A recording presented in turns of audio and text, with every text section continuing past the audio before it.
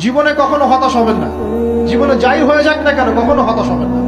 মনে রাখবেন আল্লাহ আপনার রব, আল্লাহ আপনার সাথে আছেন ইনশাআল্লাহ। এই সমাজ আপনাকে যেভাবে শেখায়, কিভাবে শেখায়, এই যে স্কুল, কলেজ, ইউনিভার্সিটি, চাকরি, বিয়ে, সন্তান প্রতিপালন, আর তারপর ইন্না লিল্লাহি ওয়া ইন্না ইলাইহি রাজিউন, এই তো শেখায় নাকি? সবসময় মনে রাখবেন যে আল্লাহ রাব্বুল আলামিনের পরিকল্পনাই আপনার উপরে সবচেয়ে বেশি অগ্রাধিকার যোগ্য, সমাজের পরিকল্পনা নয়। পরিবার আপনাকে চাপ দিচ্ছে, চাকরি পাস না, পড়াশোনা করিস না, হ্যাঁ পড়াশোনায় কেন তুই 80 নম্বর পাইলি না, কেন চান্স পেলি না, কবে চাকরি পাবি, কবে আমাদেরকে দেখবি, খাওয়াবি, পড়াবি, এই যে চাপগুলো চারপাশ থেকে আসে কিনা? এতে করে অনেক যুবক দেখা যায় মাদকাসক্ত হয়, অনেকে দেখা যায় আত্মহত্যা করছে, ইদানিং করছে কিনা ভাই?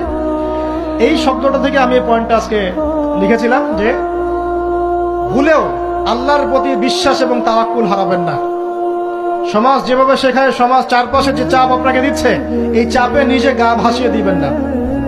আপনি আল্লাহর কাছে দোয়া করবেন, আল্লাহর কাছে পথ চেয়ে নিবেন এবং আল্লাহর প্রতি তাওয়াক্কুল ভরসা করবেন। কখনো আত্মহত্যার পথ বেছে নিবেন।